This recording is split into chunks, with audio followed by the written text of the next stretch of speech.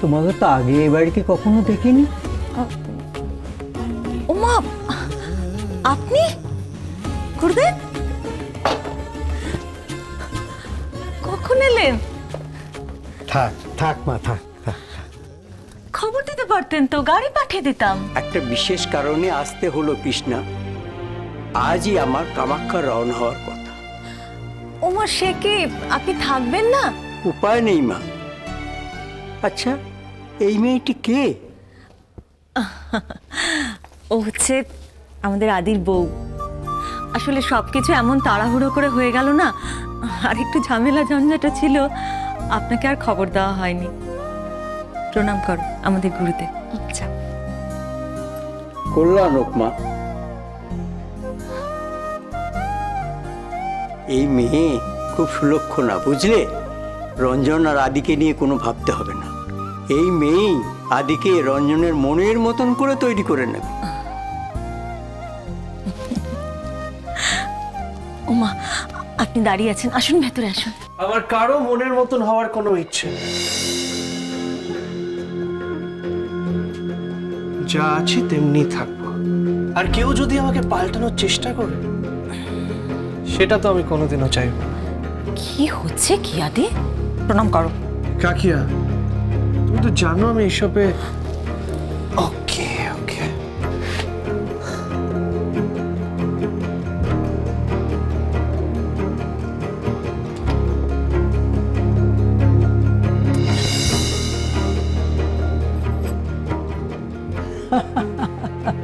ওর ভাগ্য পাল্টাচ্ছে, ওর ভাগ্য শিগগিরই পাল্টাবে।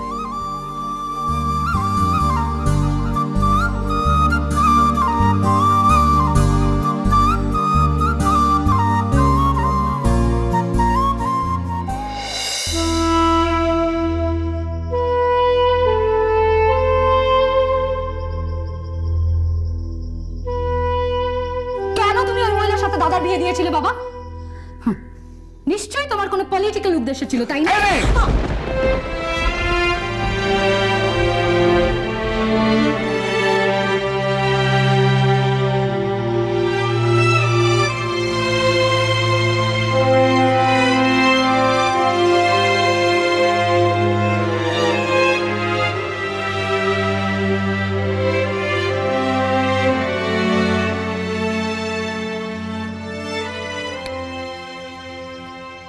কি ম্যাডাম, এখানে বাইরে বসে হাওয়া খাচ্ছেন? বাড়ি যাননি?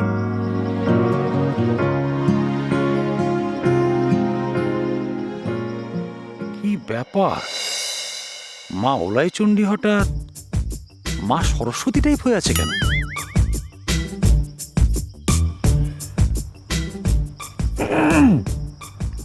বলছি যে গাড়ি কি আবার খারাপ হয়ে গেছে? আমি কি মানে আমার রিক্সা ডাকবো? প্লিজ সঞ্জয়, ডিস্টার্ব করো না। আমি একটু একা থাকতে চাই। এ কি ম্যাডাম, জীবনে এই প্রথমবার আপনার গলাটা আমি শুনতেই পেলাম না প্রায়। কোথায় ভাবলাম আপনি ঝরঝর ইংরেজি বলে বড় বড় ডায়লগ শোনাবেন।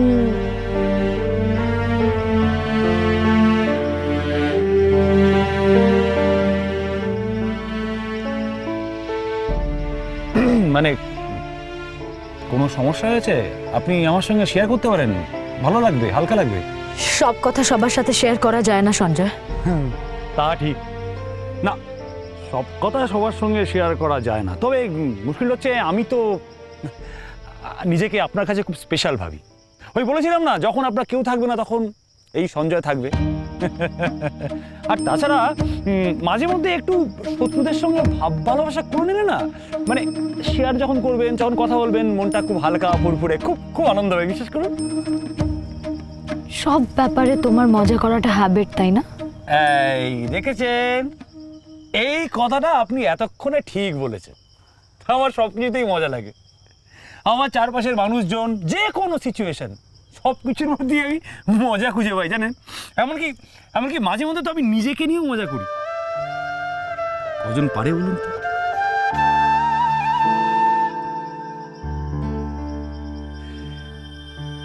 এই যে আমি আপনার সঙ্গে তখন থেকে বকবক করেই চলেছি, তাতে আপনার মনটা একটু হলেও হালকা হয়েছে কি, তাই তো?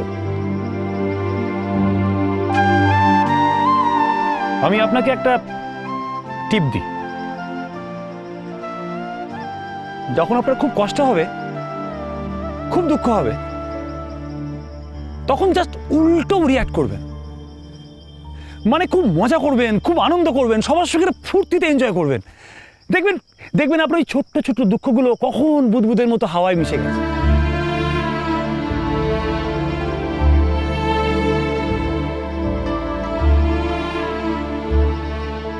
কি ভাববেন না যেন আমি আপনাকে জ্ঞান দিচ্ছি, এটা আমার নিজের জীবন থেকে শেখা ম্যাডাম। আমার যখন খুব কষ্ট হয়, আমার যখন খুব দুঃখ হয়, আমি শুধু মজা করি ওগুলোকে। সার্কাসের জোকার দেখেছেন কিরকম নিজের মনের দুঃখটাকে বুকের মধ্যে চেপে রেখে লোক হাসায়, দেখেছেন?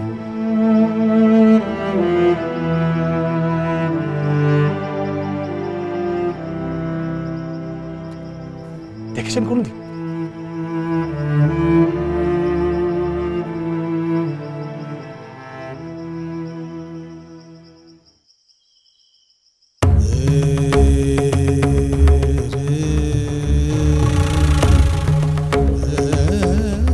হরি ওম। রঞ্জন, একটা বিশেষ ইঙ্গিত পেয়ে আজ তোমার এখানে আমাকে ছুটে আসতে হবে। যদিও আজ আমার কামাখ্যা যাওয়া ভীষণ জরুরি, কিন্তু তার আগে তোমাকে একটা বিষয়ে অবগত করানো আরও বেশি জরুরি। কোন বিষয় গুরুদেব? অগ্নির বিষয়ে।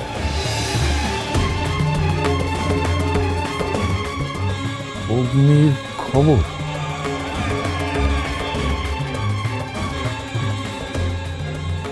কি খবর গুরুদেব?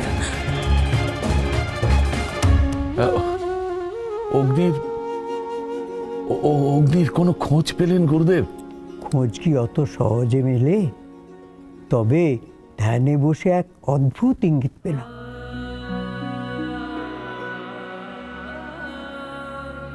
অগ্নি পথ হারিয়ে ঘুরে বেড়াচ্ছে।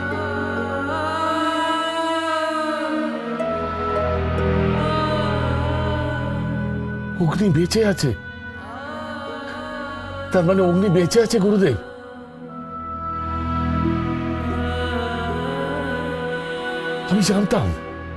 আমি জানতাম যে আমার বিশ্বাস কখনো মিথ্যে হতে পারে না। অগ্নি আছে, অগ্নি বেঁচে আছে।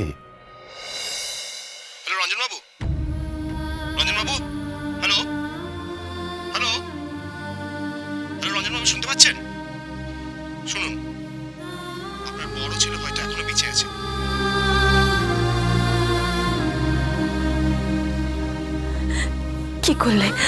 কি করলে গুরুদেব অগ্নি ফিরে আসবে?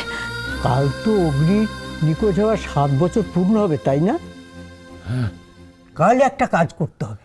বলুন।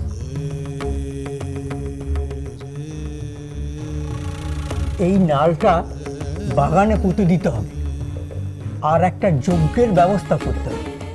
সেই যজ্ঞে রাজেশ্বরীকে নতুন বস্ত্র পরে আসতে হবে। ও,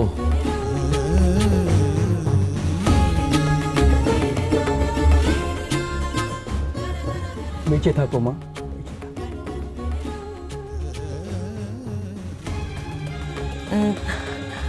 আসলে রাজেশ্বরীর এখন যা মানসিক অবস্থা, তাতে কি ওইসবে রাজি হবে? হতে যে হবে, অগ্নির মঙ্গলের জন্য এটা করতেই হবে।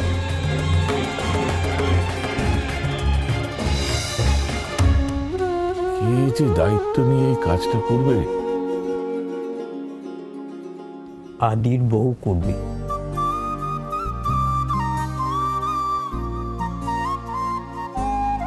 ও তো এই বাড়িতে সম্পূর্ণ নূতন, সমস্ত দায়িত্বটা ওর হাতেই দাও না।